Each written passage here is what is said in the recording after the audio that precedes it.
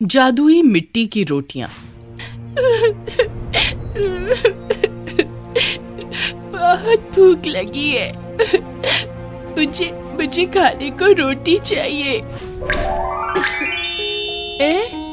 ये क्या? माँ, माँ देखो ये क्या हुआ?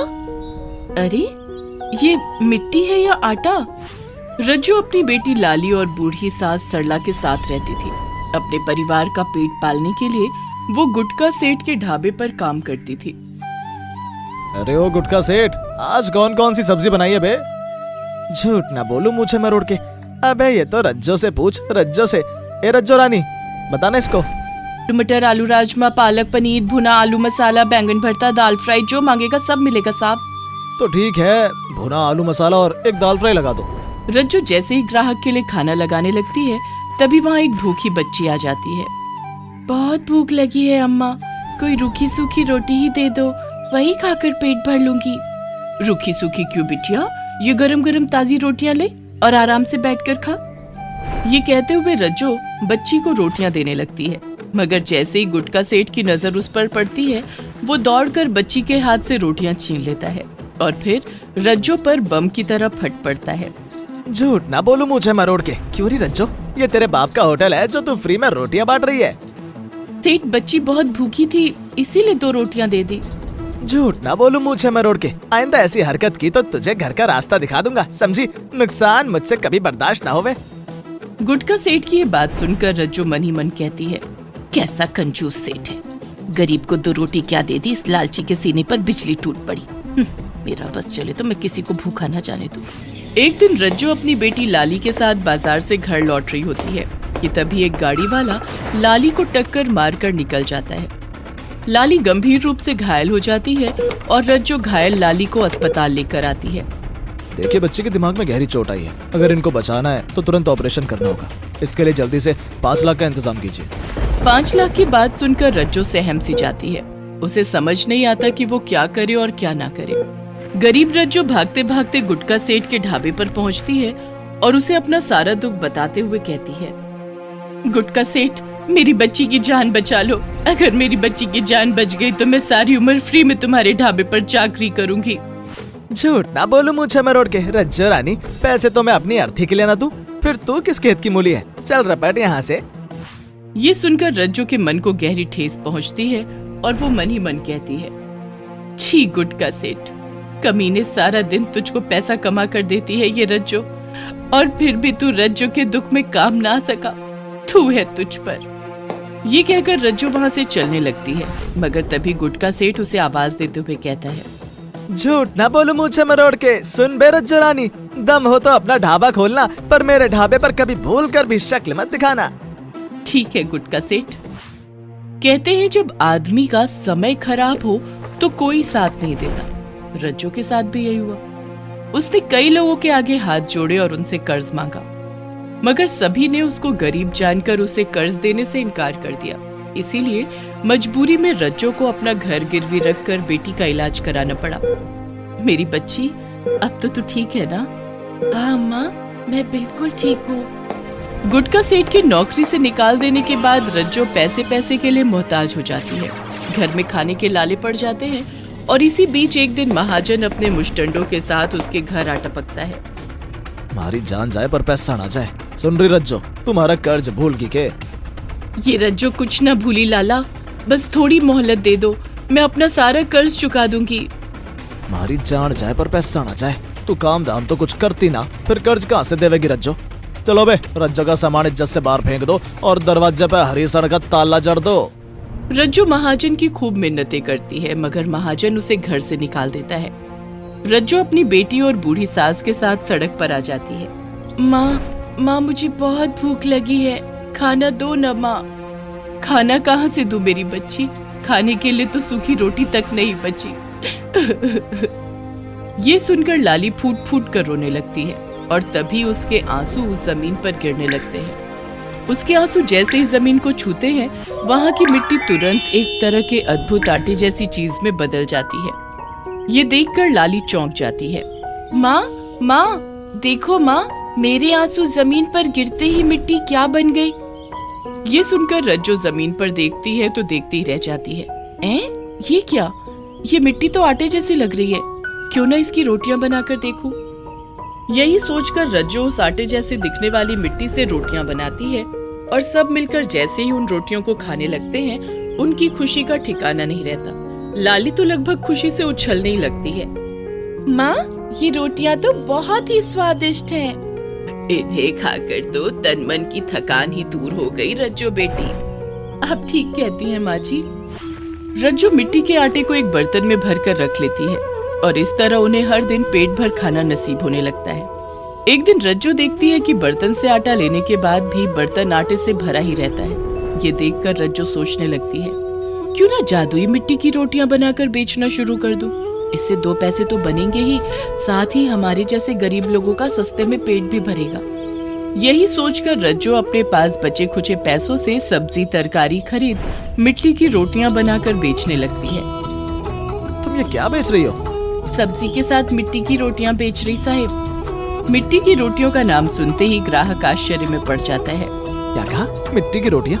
ये तो बड़ी अनोखी बात है, जरा चक्कर तो देखो। ग्राहक के ये कहने पर रज्जो उसे सब्जी के साथ मिट्टी की रोटियां परोसती है और उन्हें खाते ही ग्राहक खुशी से फूला नहीं समाता। वाह, क्या स्वाद है रोटियों का, ऐसा स्वाद तो पहले कभी नहीं देखा। धीरे धीरे रज्जो की मिट्टी की रोटियों की चर्चा शहर में दूर दूर तक होने लगती है और बड़ी संख्या में लोग मिट्टी की रोटियां खाने के लिए उसके पास आने लगते हैं। साथ ही अब वो पटरी पर खाना बेचने की बजाय ठेली पर खाना बेचने लगती है, और वो भी गुटका सेठ के ढाबे के सामने। आओ भाई आओ, 20 रुपए में भरपेट खाना खाओ, पैसा ना हो तो फ्री में खाना खाओ। रज्जो हर रोज ठेली पर खड़ी होकर लोगों को ऐसे ही आवाज लगाती थी, और वो जब जब ऐसे आवाज लगाती थी, गुटका सेठ जल भुन कर रह जाता था। झूठ ना बोलूं मुझे मरोड़ के, ये मिट्टी की रोटियां बेचने वाली रज्जो तो मुझे बर्बाद ही करने पर तुल गई है। इसका तो कुछ न कुछ बंदोबस्त करना ही पड़ेगा। यही सोचकर एक दिन गुटका सेठ कुछ बदमाशों का सहारा लेकर रज्जो का जादुई मिट्टी से भरा बर्तन छीन लेता है। झूठ ना बोलूं मुझे मरोड़ के, क्यों रज्जो रानी, तू इसी मिट्टी से रोटियां बनाकर बेचती है ना? ले, आज तेरी इस मिट्टी को मिट्टी में मिला देता हूँ। ये कहकर गुटका सेठ बर्तन को लात मार देता है, और फिर जैसे ही वो लात मारता है, अचानक ही बर्तन से सैकड़ों हजारों की संख्या में बिच्छू बाहर आने लगते हैं। ये देखकर सब घबरा जाते हैं। बिच्छू गुटका सेठ और उसके बदमाशों पर चारों तरफ घेर कर उनके पैरों पर डंक मारने लगते हैं, तो वे वहां से भाग खड़े होते हैं। मगर तभी ढेर सारे बिच्छू देखकर लाली चीख उठती है, माँ माँ, मुझे बचाओ माँ, मुझे ये बिच्छू काट खाएंगे। लाली ये कही रही होती है कि तभी बिच्छू एकाएक गायब हो जाते हैं और एक अप्सरा प्रकट होती है। तुम डरो मत बेटी, मैं जादुई मिट्टी लोक की अप्सरा हूँ।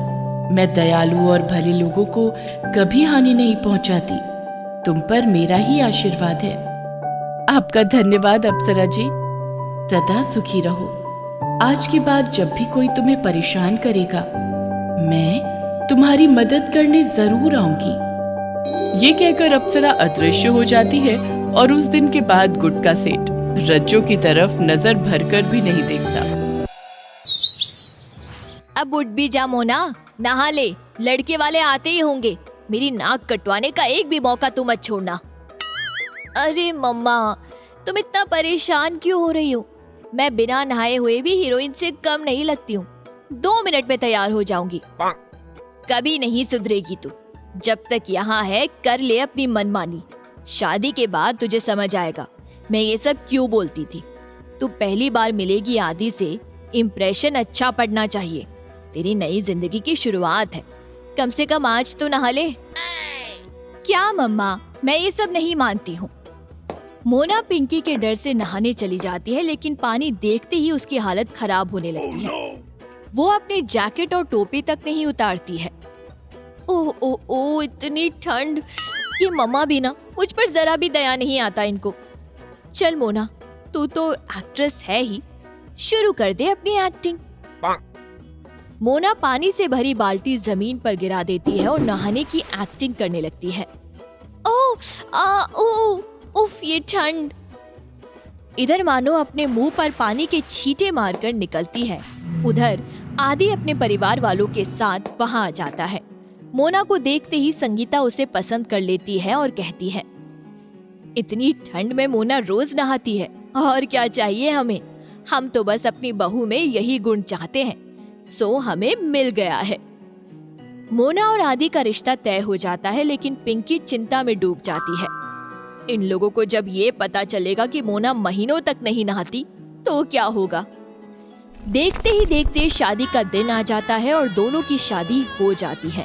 विदाई के वक्त पिंकी मोना से कहती है, ससुराल में रोज नहा लेना, रसोई में बिना नहाए मत जाना, मेरी इज्जत तेरे हाथ में है। मम्मा तुम बेफिक्र रहो, मैं देख लूंगी सब। तभी वहाँ संगीता आकर कहती है, क्या खुसुर पुसुर चल रही है माँ बेटी में, दोनों की बातें खत्म हो गई हो तो हमारी बहू को विदा कीजिए बहन जी। बस यूं ही बहन जी। पिंकी मोना को समझाकर विदा कर देती है। ससुराल में मोना को सभी पसंद करते हैं। अगली सुबह संगीता मोना को 4 बजे उठा देती है और कहती है, बहू उठकर नहा लो, आज तुम्हारी पहली रसोई है। मोना आधी नींद में कहती है, इतनी ठंड में रोज रोज कौन नहाता है, 15 दिन पहले ही तो मैं नहाई थी, अब मैं नहीं नहाने वाली जब तक गर्मी नहीं आती है। संगीता मोना को हिलाते हुए कहती है, ये क्या कह रही हो तुम बहू। हड़क कर मोना उठती है और कहती है, अब वो नींद में थी इसलिए कुछ मुंह से निकल गया, मैं रोज नहाती हूँ मम्मी जी, अभी तुरंत मैं नहा कर आती हूँ। मोना अपने कपड़े लेकर नहाने जाती है। पानी देखते ही उसकी आत्मा शरीर से बाहर निकलने को तैयार हो जाती है। बहुत हिम्मत करके जैसे ही वो पानी को हाथ लगाती है, उसके दांत किटकिटाने लगते हैं। ओही माँ, मैं तो मर गई, नहीं बाबा नहीं, मुझसे नहाया नहीं जाएगा। यहाँ कौन सा मम्मा है जो बाहर कान लगाए खड़ी होगी, बिना नहाए निकल जाती हूँ। तैयार होकर मोना नाश्ता बनाती है। कई दिनों से ना नहाने के कारण उसे खुजली आने लगती है और ये सब संगीता देख लेती है। बहू तो रोज नहाती है, फिर इसे खुजली क्यों आ रही है, कहीं कोई गड़बड़ तो नहीं। फिर थोड़ी देर बाद मोना सबको खाना परोसती है। जल्दीबाजी के कारण मोना आज परफ्यूम लगाना भूल जाती है और उसकी बॉडी से बदबू आने लगती है। बहू लगता है तू आज ठीक से नहाई नहीं है। नहीं नहीं मम्मी जी, मैं पूरे आधे 1 घंटे तक नहाई हूँ आज। लेकिन मैंने तो देखा था भाभी, आप 5 मिनट में ही बाथरूम से बाहर आ गई थी। मोना तुरंत अपने कमरे में जाती है और ढेर सारा परफ्यूम अपने पर छिड़क लेती है। थोड़ी देर बाद श्वेता कुछ काम से मोना के कमरे में जाती है और उसका बाथरूम यूज करती है। ये तो एकदम सूखा पड़ा है, जैसे सुबह से कोई नहाया ही ना हो। इसका मतलब भाभी झूठ बोल रही थी।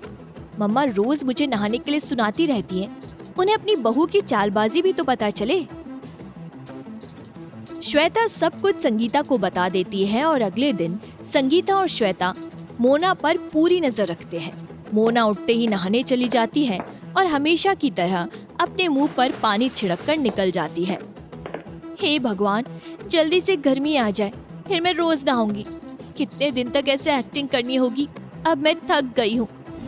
ये सब संगीता और श्वेता छुप कर सुन लेती है और मोना पर संगीता का गुस्सा फूट पड़ता है। आज तक कोई भी मेरी रसोई में बिना नहाए हुए नहीं गया है। छी, इतने दिनों तक कौन नहीं नहाता है। आदि को जब ये पता चलता है तब वो कहता है, आज से तुम मेरे कमरे में नहीं रहोगी, इतनी गंदी रहती हो तुम, सो डर्टी। महीने तो कौन नहीं नहाता है, छी यक। ऐसा नहीं है आदि। सभी मोना से बात करना बंद कर देते हैं, लेकिन मोना को कौन सा कोई फर्क पड़ता है। ये लोग सोच रहे हैं ऐसा करने से मैं नहाने लगूंगी। कौन मरे इतनी ठंड में नहाने के। मेरे तो हाथ के रोए ही खड़ी हो जाते नहाने के नाम से, और मैं नहाने जाऊंगी ये इनकी बेवकूफ़ी है। ना करे बात, गर्मी आते ही सब नाउमल हो जाएंगे, तब तक के लिए फोन है ना मेरे पास। दिन बीतने लगते हैं और मोना अब तो और फ्री हो गई है। अब तो उससे एक्टिंग भी नहीं करनी पड़ती है। गंदगी के कारण मोना के बॉडी पर व्हाइट हेड्स हो जाते हैं, चमड़ियाँ उतरने लगती है और मोना बीमार पड़ जाती है। उसकी हालत ऐसी हो जाती है कि वो बेड से उठ भी नहीं पाती है। मोना की खराब हालत देखकर आदि डॉक्टर को बुलवाता है और डॉक्टर कहता है, उफ, ये सब बीमारी ना नहाने के कारण हुई है आपको। पढ़ी लिखी आज की लड़की होकर भी आपको नहाने से इतना परहेज है। इतने एडिंग आते हैं टीवी पर, स्वच्छ रहें, स्वस्थ रहें, पता नहीं आप जैसों को समझ क्यों नहीं आता है। डॉक्टर कोई दवाई दे दीजिए जिससे मैं उठ पाऊँ। आपको दवाई की नहीं, नहाने की जरूरत है। आप नहा के आओ, फिर देखना सब कुछ ठीक हो गया है। डॉक्टर चला जाता है। मोना गर्म पानी से नहाती है और उसे ठीक लगने लगता है। ये तो चमत्कार हो गया। मम्मा और मम्मी जी ठीक ही कहते थे। अब मैं चाहे कितनी भी ठंड क्यों ना हो, चाहे बर्फ के गोले ही क्यों ना पड़े, मैं रोज नहाऊंगी। मोना नहा के निकलती है और पिंकी आ जाती है और कहती है, बहन जी आपने वो कर दिखाया जो मैं इतने दिनों में नहीं कर पाई। स्वच्छ रहो, स्वस्थ रहो। एक लड़की के सूट का दुपट्टा उसके चेहरे पर आ जाता है और उसकी शर्ट की बटन में फंस जाता है। किसकी इतनी मजाल जो लैला का पल्लू पकड़े। ख्वाब तो सबके यही है लैला, मजाल किसकी हुई देख तो। लैला न आओ देखती है न ताओ और मुड़कर एक करारा तमाचा रौनित के मुंह पर मार देती है। इतनी हिम्मत तुम्हारी, मेरा दुपट्टा पकड़ा। No, I didn't do that. आपका दुपट्टा हवा के कारण मेरे चेहरे पर आया और मेरे शर्ट के बटन में फंस गया। हाय रे लैला, ये तो बेचारा निर्दोष है। इसके पहले कि लैला कुछ कहती, रौनित वहाँ से चला जाता है।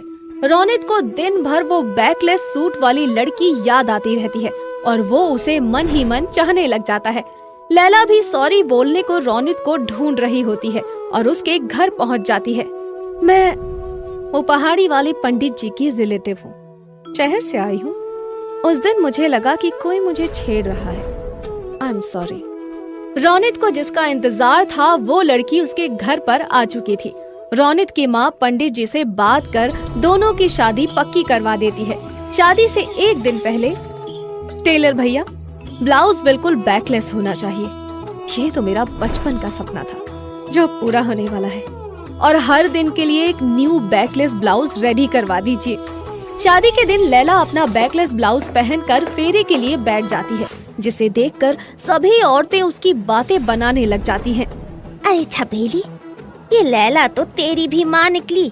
ऐसा ब्लाउज इससे अच्छा तो पहनती ही ना। वही ना चाची, तू तो मेरे ब्लाउज को तीखा कहती थी। देख ले शहर की बहुओं का चलन।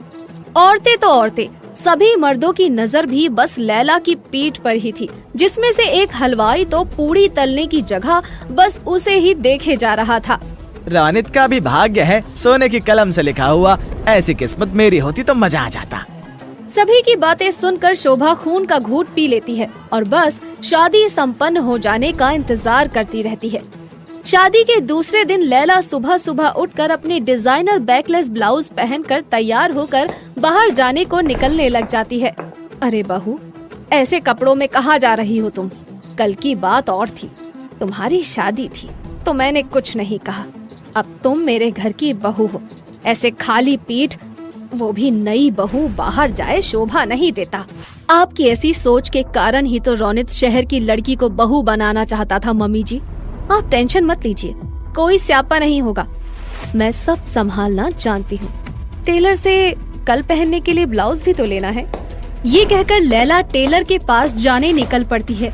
रास्ते में वो हलवाई फिर से लैला को देख लेता है और उसका पीछा करने लगता है। मैम साहब, आप तो रौनित बाबूजी की मेहरारू है ना? मैंने ही आपकी शादी में खाना बनाया था। ओह गॉड, फाइनली। तुम्हारा नाम क्या है? तुम्हें पता नहीं तुमने मेरा काम कितना आसान कर दिया है।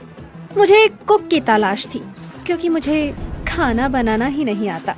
मेरा नाम रंगा है मैडम। वही मैं कहना चाहता था कि आप काम करती हुई शोभा नहीं देती। लैला हिलती डुलती अपने ससुराल रंगा को लेकर पहुंच जाती है।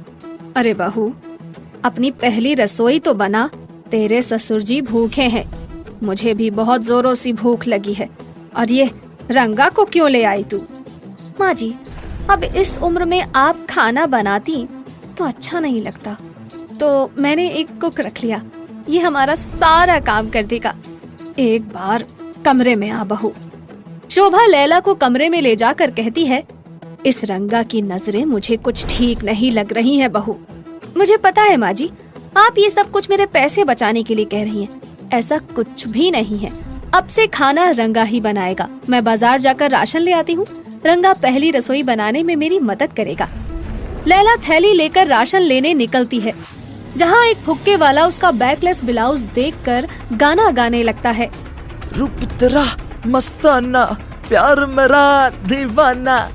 लैला एक तमाचा फुक्के वाले को मारती हुई कहती है, और लो हो गई भूल। मुझे कोई कमजोर लड़की मत समझना जो तुम्हारे गाने सुनकर चुपचाप चली जाए, समझे?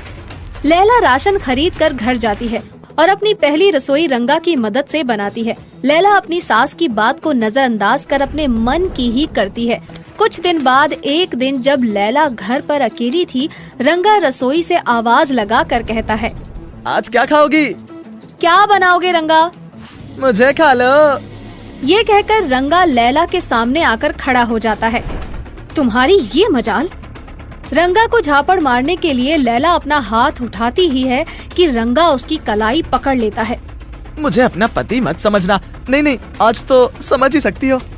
रंगा लैला के साथ जबरदस्ती करने की कोशिश करने लगता है कि तभी खिड़की से कूदकर शोभा अंदर आ धमकती है और अपनी लाठी से मार मार के रंगा की हड्डी पसली एक कर देती है।